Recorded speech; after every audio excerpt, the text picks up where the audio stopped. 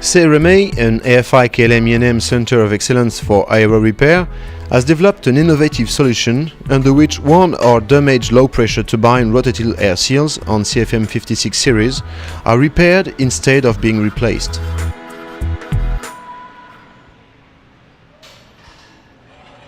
CRMA was asked to develop this repair solution at a third-party customer's request. Called Repair 004, it involves well built up of steel teeth using an automatic gas tungsten arc welding procedure.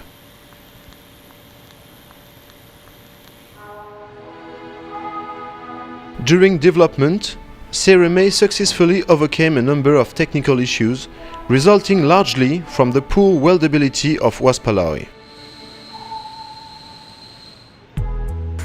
CRMA was the first shop in the world to develop this repair for CFM56-5C engines, providing worthwhile experience not only on that engine type, but also on other CFM56 series, enabling to repair rather than replace.